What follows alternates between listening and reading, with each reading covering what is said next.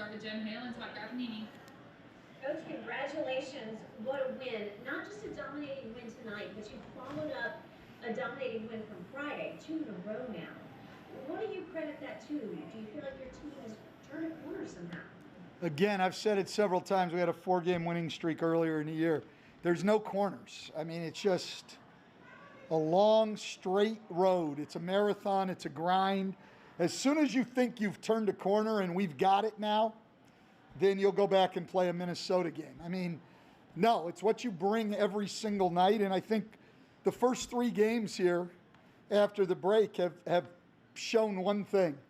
Like, we're capable of being very, very good, and we're capable of being very, very bad. And it's all about what we bring to the game. We have competed much harder on the defensive end of the floor the last 2 games, and that has set up our offense, quite honestly. I mean, we're getting stops and rebounds. Clippers are a great offensive team. You're not going to shut them down. But I thought we did a great job of being into people and making it hard on them. I think they felt us a little bit tonight. And then on offense, I mean, our ball movement, they really tried to load up on our 2 best players, and those guys were willing to get off the ball, and then the other guys made plays. I mean, Lonzo got us off to a great start, shooting the 3, opening up the floor. Bledsoe with 8 assists. But then if you look, Bled had 8 assists, Zion 5, B.I. 5, Lonzo 5, Kyra 4. I mean, the ball just moved freely. I mean, we played very, very unselfishly on the offensive end, and then we shot the ball well, which obviously helps you. But we had 72 points in the paint. I mean, it just, when you start making shots, the floor opens up. Just a good night all the way around. It was a season high in assists, as a matter of fact. Let me take you back to defense. What did you like best about what you saw out of the defensive effort tonight? I just thought we were into people more. We weren't letting them. We talked a lot about not letting them play with space, and really getting into them. And I thought we made it tough. I mean, look, they've got really good players, and those guys, you're not going to shut them down. But I thought we made it tough on them, and then we rebounded the ball. And I think, that's all you can do is play people tough, make them take as difficult the shots as you can, make them feel you. I thought we did all of that tonight. Coach, I'd like to go a little bit further on the defensive end, because we talked about how good of a free throw shooting team the Clippers are, but you were able to defend without fouling, especially in the first half. They really didn't get to the line that much and take advantage of that. So was that impressive as well? Well, it's important against them. Until the last quarter, I mean, we really didn't foul a lot. Maybe the last couple minutes of the third too, but we did a really good job. And yeah, that's all important. I mean, you want to take away easy buckets and the whole thing. I thought the few times we were forced into rotations, our guys made great effort. Our closeouts were better. We still left our feet a few times, but our closeouts were better. And, just a good night. That's 2 straight games now that you've gone into halftime with a pretty sizable lead, and then in the third quarter you've extended the lead, and a lot of that has to do with what your bench has done. Again, just how important has it been to see the bench perform the way they have, to not have any slippage when the starters go off? Yeah, no, they've been good.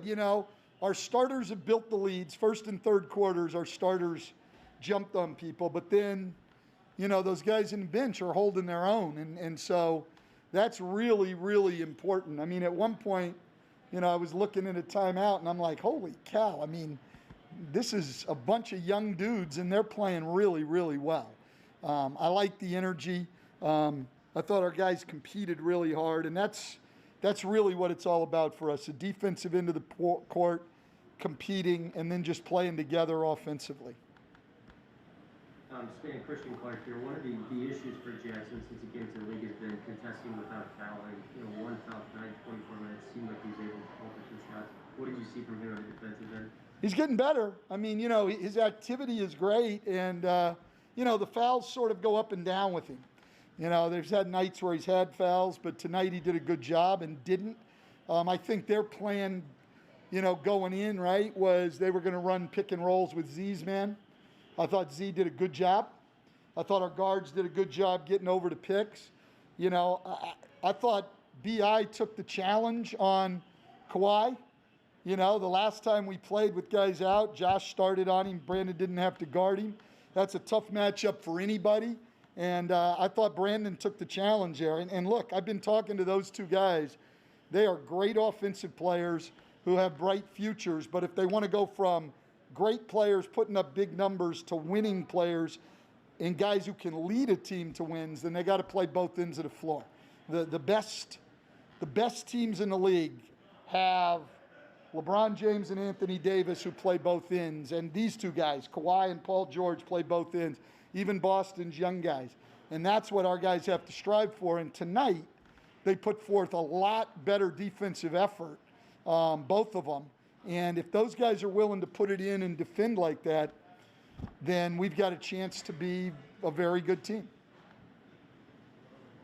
Yeah, Stan, by the time you pull all starters in the fourth quarter, you guys were north of 70% from the field. I guess what are you thinking during the course of the game, just watching your team execute on offense? Well, we still only shot 26 threes. Now, we made them tonight, but we were on the attack, we were on the attack, and they were trying to blitz BI on his pick and rolls, and he was a willing passer, so we got some buckets inside that way. And then because we had made some shots, I think, Zion got room to go to the basket, and we know if he gets room to go to the basket, you're not going to stop him very often. Hey, Stan, Scott Kushner. I know this might be a remarkably simple or stupid question. You mentioned the spectrum of how well you guys can play and how poorly you can play.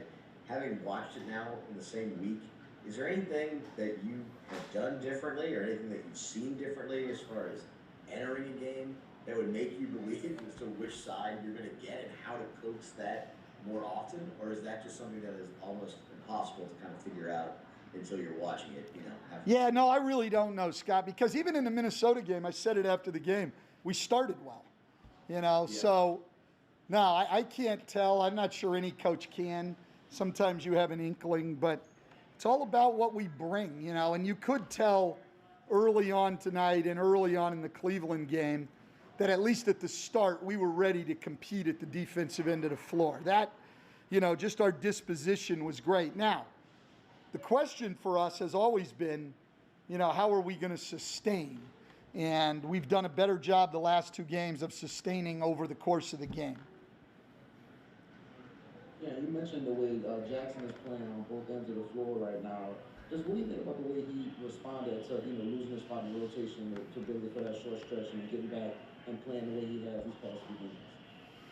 Yeah, I don't know. You'd have to ask him how much that had to do with it. But he has played really, really well.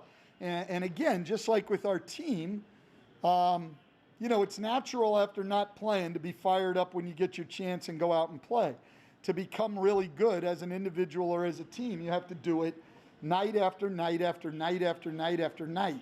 And that's the challenge. It's a challenge for team, it's a challenge for players, and it's more of a challenge for everybody in the league this year for what's going on. But that determines what separates the really good players from everybody else and the really good teams from everybody else is not what you're capable of doing on one great night, because every team in the league has that. Every player in the league has that. It's what you do night after night after night. And so a lot of that emotional stuff, I haven't been playing, I'm all fired up, I'm playing a team that traded me, whatever it is, and you have all that emotion, that's great, but that's not going to carry you through the long haul of the season. What carries you through the long haul of a season as a team and players is habits.